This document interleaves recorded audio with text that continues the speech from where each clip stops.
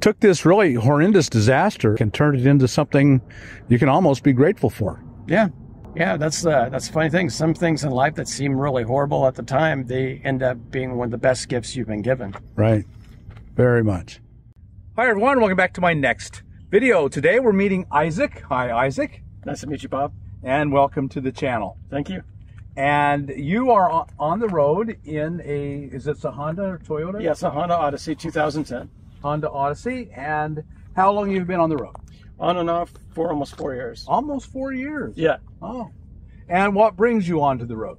What brought me onto the road is I got laid off because of the pandemic. My marriage ended, and so I lost my house. And so I've been following your channel for about 10 years. And so I thought, well, if there's one time to start living out of the van, why not give it a shot? So that's what I started doing. Right. Well, for some people, it was just kind of the kick in the pants they needed to take the plunge. That's pretty much what it was. Right. All right. So how are you supporting yourself now then? Well, right now, because I had company-provided housing last time, I was able to save money each month. So I'm able to take a month off or so before I have to really get back into it and get another job. I've got a little bit of time. Yeah. Very liberating. I found that when you get rid of a bunch of stuff, it's strangely liberating. It's something you don't understand until you actually do it. Right. Absolutely. The freedom, you know, I ask a lot of people and they all say freedom, that liberation from demands of society and of owning more stuff. And I love the feeling that no matter what happens, I have a home. Yeah. And I know how to live in it on very little money. Yeah. So, yeah, that's really empowering. Yeah, that's pretty much priceless. It is. You can't put a price on that. Yeah, I agree 100%. Everything I own fits either in this van or in a small closet in the house. Right. And that's all I got, and it's great. And one thing I found about van life, too, is it's surprisingly empowering. Because, you know, first couple of weeks I was in it, I was like a deer caught in the headlights. But once you know you can do it, you see how resourceful and resilient you are, and it's just empowering. It makes you feel like things that would bother you in the past or be seen as these enormous challenges are no longer that way. Well, yeah, and that's why I'm trying to work on becoming debt-free too, because I mean the biggest prison there is debt, because that keeps you in situations that you don't want to be in. Right. Right. You got a job you don't like but pays the bills, you can walk away. Yeah. And get a job you do like. So why don't you give us the grand tour? The grand tour of a Minivan, which takes a long time. Okay, here's my fridge. I had to have a fridge. It was uncivilized not having it. Yeah. Underneath, I've got the emergency bucket is behind the water container. Got toiletries, stationery, electronics, the bed, and I got a shelf, all the paper stuff, and I've got all my books down there, or some of my books. Got my little jack. I've got a big jack that runs the fridge. And the little jackery just does everything else. It charges like my laptop and my phone. That's the first one I bought before I had a fridge. I started off and I just had an ice chest. Right, yeah, I did exactly the same thing. Start with an ice chest, and when I could afford it, I went to the fridge. Nice. That is and you built it yourself? Yeah.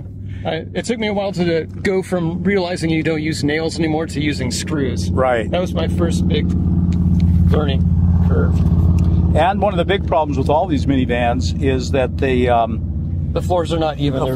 They're very lumpy. A disaster. So you just built legs and custom fit each leg. It's like you notice, it's solid. Yes, yeah. And like my front porch and where I do everything. Right. Nice and very practical. And so this was one of your first building projects, you said? Yeah, it was the first. The first. So anyone can do it. Yeah. Even the inexperienced. Looks like it works super well. Yeah. I'm very interested in your shelf unit. In this thing? Yeah, on the top. That's actually one thing I had someone else build for me. I originally had a shelf that went back a lot further, but it was a lot more claustrophobic and honestly wasn't built as well. But this just kind of sits on the spare tire and over there. And this is just my general table. All my clothes are kept in these 2 bags. You know, pots and pans. This is all kitchen stuff back here. My toolbox is underneath there. So just the essentials of life are back here? Essential lives. Yeah. And easy to get to? Yeah. Your bucket is up front, and that's one of the questions I have to ask is how do you go to the bathroom? And actually, what I have what I call the stool. It's basically a toilet seat on legs. You walk out like a quarter of a mile, I've got my special spot.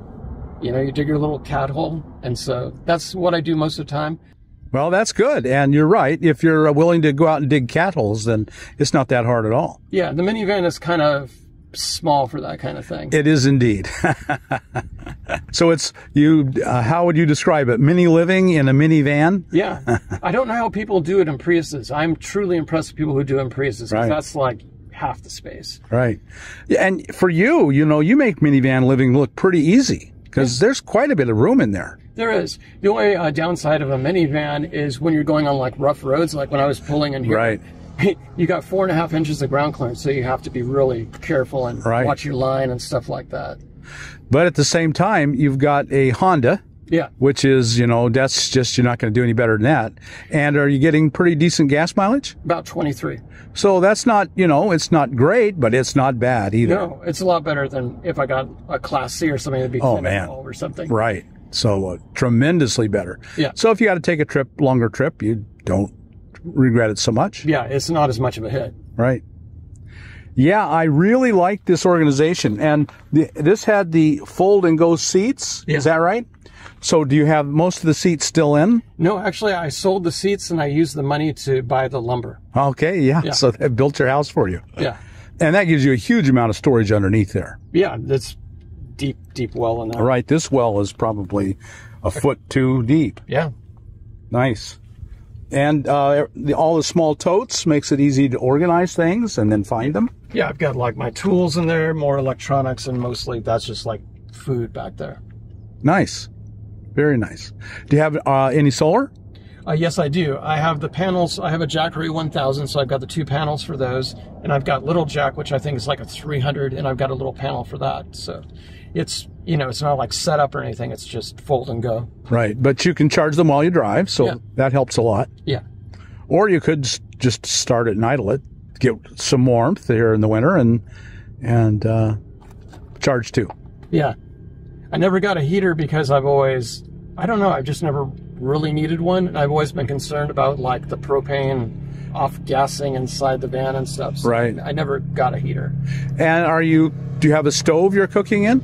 Yes, I have a single burner stove. Oh, yeah. I started off with a Coleman 2-burner, but was taking up too much space. Yeah, they're so I just got a single burner.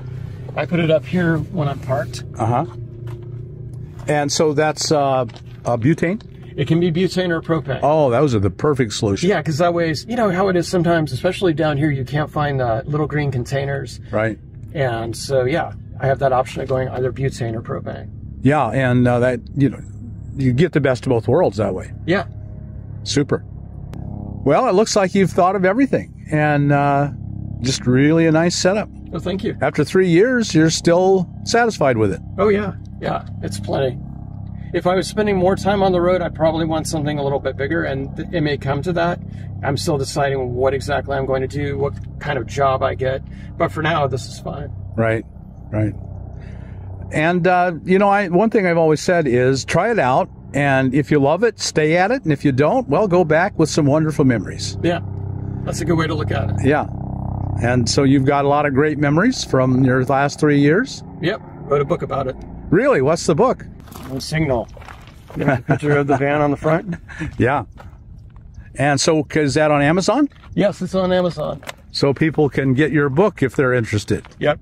And tell us again your name and as the author.